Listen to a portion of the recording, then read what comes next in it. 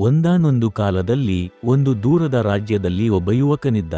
ಅವನು ಕಳ್ಳನಾಗಿ ಬದುಕುತ್ತಿದ್ದ. ಅವನು ತುಂಬಾ ಚತುರನು. ಏನು ಕದಿದರೂ ಯಾರಿಗೂ ತಿಳಿಯಲಾರದು. ಆದರೆ ಅವನ ಮನದೊಳಗೆ ಯಾವಾಗಲೂ ಒಂದು ಖಾಲಿತನ, ಜೀವನದಲ್ಲಿ ಏನೋ ಹೆಚ್ಚು ಅರ್ಥಪೂರ್ಣವಾದುದನ್ನು ಹುಡುಕುವ ಹಂಬಲ ಇರುತ್ತಿತ್ತು. ಒಂದು ದಿನ ಅರಣ್ಯದಲ್ಲಿ ಅಲೆದಾಡುತ್ತಿದ್ದಾಗ ಅವನು ಒಬ್ಬ ಜ್ಞಾನಿ ಮತ್ತು ದಯಾಳುವಾದ ಭಿಕ್ಷುವನ್ನು ಭೇಟಿಯಾದ. ಆತ ತನ್ನ ಜೀವನದ ಕಥೆಯನ್ನು ಭಿಕ್ಷುವಿಗೆ ಹೇಳಿ, ನನ್ನ ಜೀವನಕ್ಕೆ ಒಳ್ಳೆಯದು ಆಗುವಂತೆ ಏನಾದರೂ ಸಲಹೆ ನೀಡಿ ಎಂದು ಕೇಳಿದ. ಭಿಕ್ಷು ಸ್ವಲ್ಪ ಯೋಚಿಸಿ, ಕಳ್ಳತನ ಬಿಟ್ಟು ಬಿಡು ಎಂದ. ಯುವಕ ಉತ್ತರಿಸಿದ, ಸ್ವಾಮಿ, ನಾನು ಕಳ್ಳತನ ಬಿಡಲಾರೆ. ಅದಲ್ಲದೆ ಮತ್ತೇನಾದರೂ ನಾನು ಮಾಡಬಲ್ಲಂತಹುದನ್ನು ಹೇಳಿ. ಭಿಕ್ಷು ಒಂದು ಕ್ಷಣ ಯೋಚಿಸಿ ಹೇಳಿದ, ನಿನಗೆ ಕಳ್ಳತನ ಬಿಡಲು ಆಗದಿದ್ದರೂ ಕನಿಷ್ಠ ಒಂದು ಮಾತು ಪಾಲಿಸು. ಪ್ರತಿ ಮಹಿಳೆಯನ್ನು ಗೌರವದಿಂದ ನೋಡು. ನಿನ್ನ ಸಂಗಾತಿಯಲ್ಲದ ಪ್ರತಿ ಮಹಿಳೆಯನ್ನು ತಾಯಿ ಅಥವಾ ಸಹೋದರಿ ಎಂದು ಪರಿಗಣಿಸು. ಯುವಕ ಕ್ಷಣ ಮಾತ್ರ ನಿಂತು ಆಲೋಚಿಸಿ ಹೇಳಿದ, ಅದಷ್ಟು ನಾನು ಮಾಡಬಲ್ಲೆ. ಹೀಗಾಗಿ ಅವನು ತನ್ನ ಹಳೆಯ ಜೀವನವನ್ನೇ ಮುಂದುವರಿಸಿದ್ದರು. ಹೃದಯದಲ್ಲಿ ಒಂದು ಹೊಸ ತತ್ವವನ್ನು ಧರಿಸಿದ್ದ. ಮಹಿಳೆಯರನ್ನೆಲ್ಲ ತಾಯಿ ತಂಗಿಯರಂತೆ ಗೌರವಿಸುವುದು. ಅದೇ ರಾಜ್ಯದಲ್ಲಿ ರಾಜನಿಗೆ ಮಕ್ಕಳಿರಲಿಲ್ಲ. ವರ್ಷಗಳ ಕಾಲ ರಾಜನು ನೋವಿನಿಂದ ರಾಣಿಯಿಂದ ದೂರವಾಯಿತು. ಅರಣ್ಯ ಬಳಿ ಒಂದು ಪ್ರತ್ಯೇಕ ಅರಮನೆ ಕಟ್ಟಿಸಿ ರಾಣಿಯನ್ನು ಅಲ್ಲಿ ವಾಸಕ್ಕೆ ಕಳಿಸಿದ್ದ. ಅಲ್ಲಿ ಅವಳಿಗೆ ಕಾವಲುಗಾರರ ರಕ್ಷಣೆಯಿತ್ತು. ಹೊರಗಿನವರು ಯಾರೂ ಒಳಗೆ ಬರಲು ಅನುಮತಿರಲಿಲ್ಲ. ಒಂದು ರಾತ್ರಿ ಆ ಯುವ ಕಳ್ಳ ಅರಣ್ಯದ ಬಳಿಯಿಂದ ಹೋಗುತ್ತಿದ್ದಾಗ ಆ ಪ್ರಾಸಾದದ ವೈಭವವನ್ನು ಗಮನಿಸಿದ. ಇದು ಬಹುಶಃ ಶ್ರೀಮಂತನ ಮನೆ ಇರಬಹುದು. ಇಲ್ಲಿ ಕಳ್ಳತನ ಮಾಡಿದರೆ ತುಂಬಾ ಸಂಪತ್ತು ಸಿಗಬಹುದು ಎಂದುಕೊಂಡ. ಆದರೆ ಅದು ರಾಣಿ ವಾಸಿಸುತ್ತಿರುವ ಅರಮನೆ ಎಂಬುದನ್ನು ಅವನಿಗೆ ತಿಳಿದಿರಲಿಲ್ಲ. ಅವನು ನಿಶ್ಶಬ್ದವಾಗಿ ಒಳನುಗ್ಗುತ್ತಿದ್ದಂತೆ ಕಾವಲುಗಾರರು ಚಲನವಲನವನ್ನು ಗಮನಿಸಿ ರಾಜನಿಗೆ ತಿಳಿಸಿದರು. ಕುತೂಹಲಗೊಂಡ ರಾಜನು ತಕ್ಷಣ ಅಲ್ಲಿಗೆ ಬಂದು ಕಿಟಕಿಯ ಹಿಂದೆ ಅಡಗಿ ಏನಾಗುತ್ತಿದೆಯೋ ನೋಡತೊಡಗಿದ. ಒಳಗೆ ಯುವಕ ಮೌಲ್ಯ ವಸ್ತುಗಳನ್ನು ಹುಡುಕುತ್ತಿದ್ದ.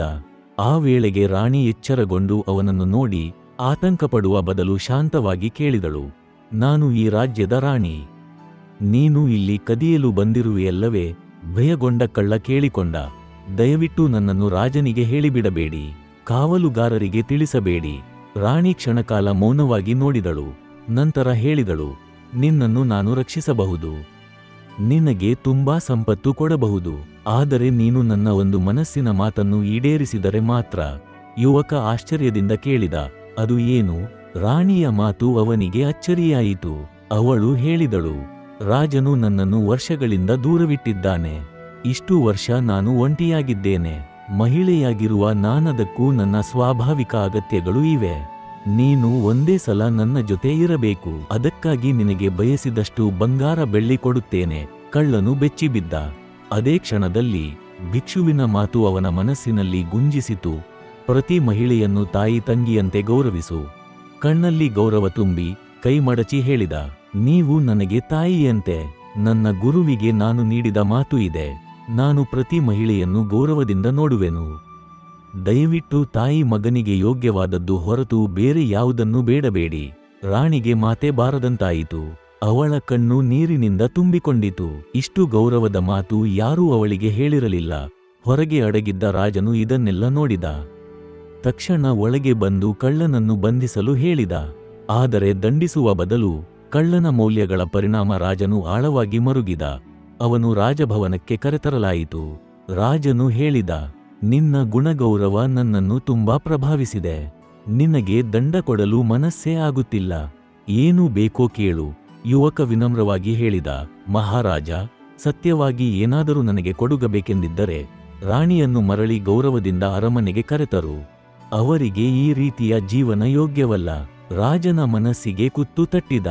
ನಾನು ತಪ್ಪು ಮಾಡಿದ್ದೇನೆ ಎಂದುಕೊಂಡ. ಅವಳಿಗೆ ಮಗುವಾಗಲಿಲ್ಲವೆಂದು ನಾನವಳನ್ನು ದೂರವಿಟ್ಟೆ. ಅದು ದೊಡ್ಡ ಅನ್ಯಾಯವಿತ್ತು. ಅವನು ಪಶ್ಚಾತ್ತಾಪಗೊಂಡು ರಾಣಿಯನ್ನು ಗೌರವದಿಂದ ಹಿಂತೆಗೆ ಆಹ್ವಾನಿಸಿದ. ರಾಣಿಯು ತನ್ನ ತಪ್ಪಿಗೆ ಕ್ಷಮೆಯಾಚಿಸಿ ಹೇಳಿದಳು, ನಾನು ಮರಳಲು ಸಿದ್ಧಳೆ. ಆದರೆ ನನಗೆ ಒಂದು ಇಚ್ಛೆ ಇದೆ. ರಾಜನು ಕೇಳಿದ, ಏನು ಅದು? ಅವಳು ಹೇಳಿದಳು, ನಮಗೆ ವಾರಸುದಾರನಿಲ್ಲ. ನಾವು ವಯಸ್ಸಾಗುತ್ತಿದ್ದೇವೆ. ನನ್ನನ್ನು ತಾಯಿ ಎನ್ನುವಷ್ಟು ಗೌರವ ತೋರಿದ ಈ ಯುವಕನನ್ನು ನಮ್ಮ ಮಗನನ್ನಾಗಿ ದತ್ತು ತೆಗೆದುಕೊಳ್ಳಲು ಬಯಸುತ್ತೇನೆ. ರಾಜನು ಯೋಚಿಸಿ ಅಂತಿಮವಾಗಿ ಒಪ್ಪಿಕೊಂಡ. ಹೌದು, ಅವನು ಯೋಗ್ಯನು. ಅವನಲ್ಲಿ ಶಕ್ತಿ, ಶಿಸ್ತು, ತತ್ವ ಮತ್ತು ಜ್ಞಾನವಿದೆ. ನಿಜವಾದ ರಾಜನ ಗುಣಗಳು ಅವನಲ್ಲಿ ಇವೆ. ಹೀಗಾಗಿ ಆ ಯುವ ಕಳ್ಳನೇ ರಾಜ್ಯದ ರಾಜಕುಮಾರನಾಗಿ ಘೋಷಿಸಲ್ಪಟ್ಟ. ಸ್ನೇಹಿತರೆ, ನಮ್ಮ ಜೀವನದಲ್ಲಿ ಪ್ರಗತಿ, ಗೌರವ, ಅರ್ಥ ಇವೆಲ್ಲವನ್ನೂ ನಾವು ಹುಡುಕುತ್ತೇವೆ. ಆದರೆ ನಿಜವಾದ ಬದಲಾವಣೆ ಅದೃಷ್ಟದಿಂದ ಬರುವುದಿಲ್ಲ. ಒಂದು ಸ್ಪಷ್ಟವಾದ ತತ್ವದಿಂದ ಆರಂಭವಾಗುತ್ತದೆ. ಒಬ್ಬನು ಪ್ರಾಮಾಣಿಕವಾಗಿ ಅನುಸರಿಸಿದ ಒಂದು ಸತ್ಯ ಮಾರ್ಗ ಅವನ ಜೀವನವನ್ನು ಸಂಪೂರ್ಣವಾಗಿ ಬದಲಾಯಿಸಬಹುದು. ಈ ಕಥೆಯ ಕಳ್ಳನಂತೆ ಒಂದು ಮಾತ್ರ ತತ್ವ: ಪ್ರತಿ ಮಹಿಳೆಯನ್ನು ತಾಯಿ ತಂಗಿಯಂತೆ ಗೌರವಿಸುವುದು. ಇದೊಂದೇ ಅವನ ಭಾಗ್ಯವನ್ನು ಬದಲಿಸಿತು. ನೀವು ವಿದ್ಯಾರ್ಥಿಯಾಗಿರಲಿ, ಕೆಲಸಗಾರರಾಗಿರಲಿ ಅಥವಾ ಏನಾದರೂ ಕಲಿಯುತ್ತಿರುವವರಾಗಿರಲಿ, ಜೀವನದಲ್ಲಿ ಒಂದು ತತ್ವವನ್ನು ಆರಿಸಿ, ಪ್ರಾಮಾಣಿಕವಾಗಿ ಅದನ್ನು ಪಾಲಿಸಿ. ಅದು ನಿಮ್ಮ ದಾರಿಯನ್ನು ಸ್ಪಷ್ಟಿಸುತ್ತದೆ, ನಿಮ್ಮ ಪ್ರಯಾಣಕ್ಕೆ ಬಲವನ್ನು ಕೊಡುತ್ತದೆ. ತತ್ವದ ಮೇಲೆ ನಿಂತ ಜೀವನ ನಿಧಾನವಾಗಿ ಅರಳುತ್ತದಾದರೂ ಒಂದು ದಿನ ಅದೃಷ್ಟವು ಅದಕ್ಕೆ ತಲೆಬಾಗುತ್ತದೆ.